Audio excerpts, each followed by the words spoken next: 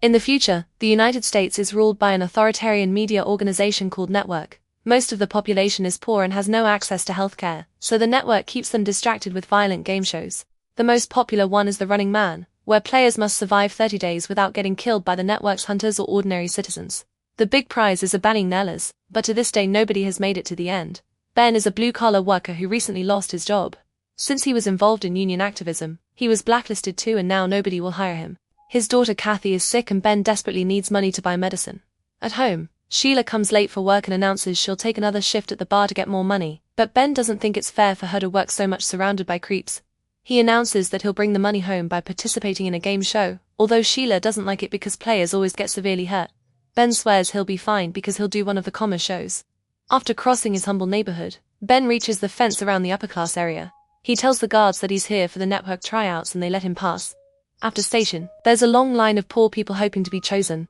Suddenly an old man starts to feel ill, yet he swears he can play. When he collapses, Ben catches him and yells for help. The guards scold him for stepping out of the line and beat him up to send him back. At the front desk, Ben discovers his file has a warning sign because of his insubordination, so he punches the screen in anger. He's given a bracelet and assigned to Elevator 6, where fellow players Tim and Jenny insist on befriending him. Everyone is given a uniform and put through various physical tests like climbing and running in the sewers.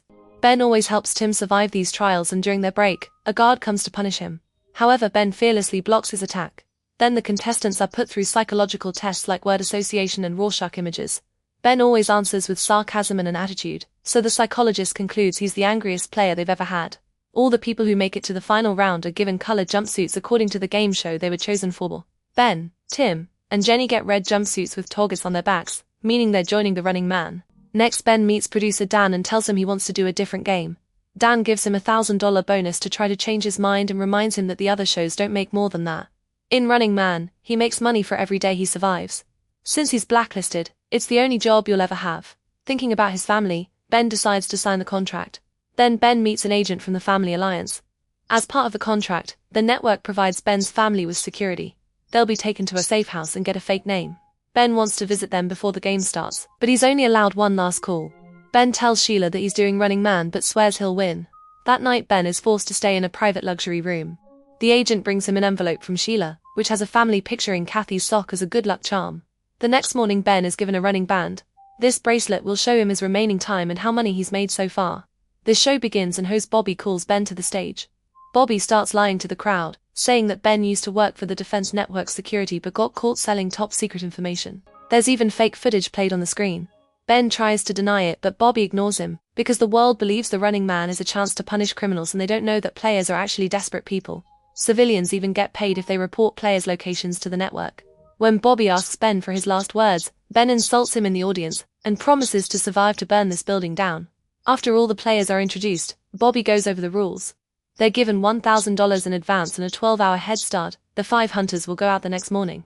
Players are also required to film themselves for at least 10 minutes every day. If they don't drop the tapes in the assigned boxes before midnight, they get disqualified from further winnings but they'll still be hunted. After Bobby shows the mysterious hunters to the audience, the 3 players are put in different elevators and sent to a dark room. There he finds the camera, some money, and normal clothes, so Ben changes and leaves the building. He takes a cab and the driver recognizes him, so he asks for a selfie. When Ben says no, the driver gets angry and reminds him to be nice to people or they'll report him. Ben just gets out of the car and starts running. Eventually he makes it to an abandoned building where he meets his old friend Molly, who manufactures things for the black market. Ben says he wants 2 ID cards and a gun but Molly is angry at him because he put him in danger by coming here during the game. After a short argument and hearing about Kathy, he agrees to help with the IDs. Ben is given a makeover and gets fake IDs with this new look. Molly puts all his things in a suitcase to make him look like a businessman and tells him to stay out of the slums because his own people will sell him for the money. It's better to stay in a busy place and disappear in the crowd. Molly also reveals he had planned to hire Ben as his assistant, but it's too late for that now. In the morning, Ben makes it to the train station, and there are signs with pictures of the 3 players everywhere. He buys a ticket to New York and gets on a train right before the bracelet announces that the hunt begins. A kid tries talking to him and Ben immediately threatens him, but the boy only wants to tell him that his mustache is falling. In New York, Ben gets a room at a nice hotel. The receptionist notices that his ID picture has a mustache but he doesn't, so he says he shaved. In the room, Ben removes the costume and covers the wall before recording himself napping. In the evening, he drops the tape in the box. At midnight, the bracelet informs him that he got the bonus for the first day. Meanwhile, the hunters find Molly and torture him until he tells them the name on the fake ID. The next day, the hunters burst into Ben's room and shoot him, but at that moment he wakes up from this nightmare. On TV, the camera is following Tim, who is at a store flirting with a clerk. The hunters easily find him and shoot him in the head as soon as he comes out. Afterward, Ben rents the room for 3 more days. He puts all his things in a normal bag and throws it out the window into a trash container. Then he leaves the hotel normally and picks up his bag before taking a bus to Boston. There he buys old clothes and a hostel room key from a poor man. Then Ben sneaks into the hostel and gets in the elevator without seeing the out-of-service sign that fell earlier. The elevator gets stuck midway to the 2nd floor, so he has climbed out to reach the 3rd floor where his room is. In a box in the closet, he finds gum, cigarettes, and a grenade. He records his tape and his bracelet reminds him to deliver it, but there are too many people waiting by the box. Ben gets ready to take a shower and heads toward the shared bathroom while thinking about the box. Suddenly he realizes he knows the face of one of the men outside. He's one of the hunters, who are now coming upstairs. Luckily, someone opens the bathroom and the door hides Ben as the hunter reaches the 3rd floor. After the hunter goes to search the rooms, Ben sneaks into the bathroom and checks the window, which is sadly blocked. He can't leave without the bag, so he rips off a metal rod from the wall and breaks the mirror. Then he sticks a shard to the rod using gum. In the corridor, Ben uses the mirror to check the position of the hunters, who are about to enter his room. He sneaks up the stairs and yells that he saw Ben running on the 2nd floor. Then he runs upstairs and reaches the roof, where he grabs the cables from the glowing sign to climb down. He reaches his room and breaks the window to go inside. The hunters hear the noise and come back. Ben manages to dress up and grab his things before they open fire at the door, so he jumps through the window and grabs the cable again. The weight is causing the sign to bend and a hunter is waiting on the street, so Ben has no choice but to burst into another room through the window. The network drone is still following him, so Ben starts running down the corridor while the hunters continue to fire at him. He makes it to the elevator and captures the drone to smash it against the control pad. The recording ends and the elevator works again. In the lobby, a hunter comes for him, so Ben throws the grenade, only for the hunter to kick it back at him. He immediately picks it up and throws it through the hole in the ceiling, so the explosion causes the elevator to drop into the basement. Ben looks around with only a little match, so he decides to set a magazine on fire to have more light. As he moves around, he accidentally sets a rope on fire, and when he drops the magazine, the flames spread even more. Since the hunters are in the corridor, Ben pushes some furniture to block the door, then he follows the rats down the sewer. The hunters open fire and hit a gas pipe, so a huge explosion goes off in the basement. The flames go down the tunnel too, so Ben has to fall into the sewer water to save himself while the whole building blows up. When Ben comes out in the street, Stacy approaches him. Ben starts threatening him, but Stacy assures him he just wants to help. While waiting in an alley, Ben checks his bracelet and learns he's won a lot of money for killing people with the explosion. Eventually, Stacy comes back with his brother Brad, who takes Ben to his house and feeds him. Brad's family has a sick kid as well, but Brad doesn't want money for helping Ben because he's an anti-network rebel. Then Brad shows Ben his secret video room where he records his analyses of the Running Man episodes and posts them online. Players who get caught go out in public, so the key is staying completely hidden. Brad wants Ben to secretly live with them and make a plan for the last day so he can win the game. The next day, Ben learns about the horrible things that happen in the neighborhood, but the government keeps them under wraps. A furious Ben makes a video telling the public about these atrocities and says that the government is killing their children. Later during the show, Bobby appears with a bunch of kids, claiming they're the children orphaned by the hostile explosion. He plays Ben's tape so edited that it sounds like he's mocking these kids. Ben tries to explain that it's a fake, but Brad's mother is disgusted and kicks him out. Brad and Stacy are still determined to help, so they hide Ben in the trunk of their car and drive off. Suddenly the car starts going faster and a bullet hits the trunk because 2 bikes are chasing them. Ben opens the trunk and throws a tool at a biker's face, causing him to crash. The other bikers open fire, so Ben hides again and Brad stops the car. The bikers can't stop in time and they crash into the car, so Brad quickly runs over both of them to take them out. Afterward, Brad drops Ben off outside town and gives him a gun plus a card with the address of his friend Elton. After a short train trip, Ben is hiding in another hotel and watching his latest tape on TV. Since he knows they'll edit everything, he just recorded himself reading a book. Bobby also shows Jenny's tape, revealing she's partying at a club. Disguised as a blind priest, Ben leaves the hotel to drop the tape in the box, but the mailman is there and gets suspicious. He approaches Ben under the excuse of a question to check his face and starts recording him, so Ben tackles him and headbutts him. After dropping the tape in the box, he runs away. A car starts chasing him, so Ben crosses the woods and jumps over the fence to follow a passing train. The mailman opens fire, but Ben is already jumping from train to escape. In Maine, Ben pretends to be a disabled man and joins a group watching the show on the street. Jenny has been found in a casino and she almost gets to escape on a car, but unfortunately 2 teenagers manage to set her vehicle on fire and kill her.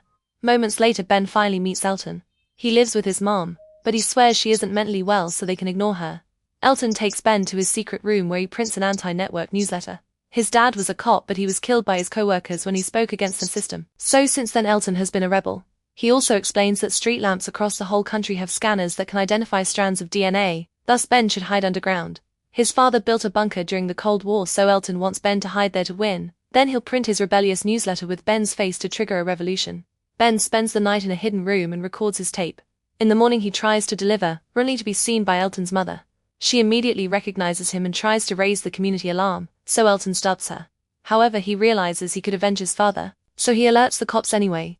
Soon the house is surrounded and bullets come through every wall. The mother tries to tell the cops where they are, but Elton locks her up before activating his booby traps. When the cops break in, Elton shoots water on the electric cables on the floor, which electrocutes some officers. Then he and Ben run through the wall in the secret room, and when the cops try to follow, the trap throws chemicals at them and sets them on fire. The stairs have another trap that breaks the wood and throws the cops off. Then Elton takes Ben to the bathroom and they fly down a pole in the shower. In the next room, Elton reveals a hidden door on the floor and they descend into a tunnel. Unfortunately, a hunter is waiting and stabs Elton before going after Ben. A fight ensues and Ben's hand gets cut before he disarms the enemy. Elton grabs the knife and slashes the hunter's ankle to make him fall. At that moment the hunter gets a call from Dan, who wants to talk to Ben. When Ben asks why they don't fake the entire show with their technology, Dan explains that they tried, but computer-generated people aren't as entertaining as the real deal. Then Dan asks him to kill the hunter so the drone can record it for better ratings. Instead, Ben shoots the drone. Afterward, Elliot and Ben burst through a door in a vehicle. They make it to the woods and see a helicopter following them, so Elton asks Ben to leave him as a distraction and run to the shelter. Unfortunately, the sniper in the chopper shoots Elton in the head. Two hunters now surround him, but they can't shoot because they were ordered to catch him alive so he can be executed on live TV. The vehicle is full of explosives, so Ben drives through the bridge and jumps out right before the car crashes into one of the hunters, causing a huge explosion. Ben falls into the river while the bracelet gives him a huge bonus for killing a hunter. After sneaking through the countryside, Ben finally makes it to the bunker's location, only to discover that the government destroyed it to build a new city. He spends the night in an abandoned house and dreams about his family, which inspires him to keep playing. When the cops reach that house, they find Ben's latest tape and a message that says you mail it. In the middle of the road, Ben breaks the window of the first car that passage and gets inside. He threatens Amelia to make her drive as fast as possible while the drones and the cops follow them. After dodging lots of vehicles, she makes a sudden turn and enters the opposite road, which helps them lose their pursuers for a while. During the trip, Amelia calls Ben all kinds of insults. Ben shows him a picture of his family and tells her the truth about the players and the fake videos. Suddenly the car AI is hacked and the vehicle is forced to stop. Two rednecks try to capture them, but a drone opens fire to kill them and make their truck explode, which means Dan wants to keep Ben alive for more rantants. A fake video on TV shows Amelia yelling for help, so she finally understands Ben's story. The duo continues to drive ahead and encounters lots of people supporting them by the road. Eventually they find the road blocked by the hunter leader. Since various drones are recording, Ben pretends he has explosives that he'll use to kill all the civilians on national TV. He asks for a plane and 2 parachutes and the hunter gets orders to take the deal. Ben tells Amelia she can leave now, but she refuses because she's seen the truth and wants to help. Minutes later at the airport, Ben asks the hunter leader to take off his mask and he tries to say no, but Dan orders him to do it and the camera records Evan's face. Ben can tell that the pilots are hunters too and asks them to take him to Canada or he'll blow up the plane. During the flight, Evan gets impatient and Ben insults him, so an argument ensues. When they're about to get violent, Amelia acts terrified about the bomb to stop them. Suddenly Dan appears on a screen and explains his team has scanned the plane, so they know there are no explosives. Evan gets ready to shoot Ben, however the pilots point their guns at him and Dan scolds him since he wants to have this death on the show. Afterward Dan has a private conversation with Ben to offer him a deal. If he kills Evan and the pilots, Ben can become the new hunter and be paid millions every year. Ben says no, so Dan shows him a clip of the hunters killing Sheila and Kathy. Ben screams in grief and destroys the screen in fury. A confused Amelia turns on her screen and sees Bobby playing the clip of the death of Ben's family, saying that the hunters broke the rules. Now all the audience is on Ben's side. A pilot realizes it's a trap and gets his gun ready, but Ben shoots him first and uses him as a shield since the other hunters are shooting too. A fight ensues and the controls are accidentally pressed, so the plane starts going down. After lots of struggle, Ben manages to retrieve his gun and shoots the hunters in the head. The drone then activates the remote pilot and the plane flies normally again. Afterward Ben searches for Evan, who is hiding in a hatch and takes Ben by surprise. Another fight begins and Ben manages to smash Evan's head on the mirror. Evan grabs a shard and uses it to slash Ben's stomach while revealing that he used to be a player too. He survived 29 days, so the network offered him to become a hunter to stop him from winning. Evan explains the network will torture his family if necessary, implying that the footage was fake. When Evan is about to shoot Ben, the plane's controls make a sudden turn to make him miss. The bullet hits a window and the plane starts to fall. Evan tries to kill Ben again, but Ben realizes he stole a parachute and pulls the handle. The parachute gets stuck in the broken window and Ben uses the chance to kill Evan with a knife. Then Ben gives Amelia a bag with Elliot's rebel newsletter and opens the door for her to jump. The drone follows her, so she insults it and releases the newsletter so they fly with the wind. On TV, Dan announces that Ben is the new hunter. Ben talks to the camera and explains the situation with his daughter. He tells the audience that the network manipulates society, so the real answer is to stop watching and go after the people in charge. His speech is interrupted when the network cuts the signal and Dan immediately edits it to make him look like a madman. The audience watches as the plane comes closer to the station only to blow up in the sky. Sometime later Brad analyzes the episode and points out that there are too many inconsistencies to believe that the story they saw is true. People get angry and retrieve the plane's black box, so the real footage leaves online. Thanks to Ben's speech and Elliot's newsletters, society finally supports the revolution and now they're going after the network. Brad has also discovered that the plane's auto-eject seat is missing, so Ben may still be alive. In the supermarket, Sheila and a healthy Kathy are getting groceries thanks to the money Ben made. When they come out, they're shocked to find Ben waiting for them. At the TV station, Bobby is terrified of the angry crowd and quits. Dan goes to the stage and people start throwing bombs at him. The rebels take over the building, causing destruction everywhere. Dan tries to run away, but he trips on a cable and falls. Ben emerges from the flames to shoot him in the head. And that's how this story comes to an end, a tale of love, loss, and redemption. Thanks for watching Film Fan Fiction. If you enjoyed this video, make sure to hit like, subscribe, and ring the bell icon so you never miss the next story. See you in the next video, where every movie tells a new story.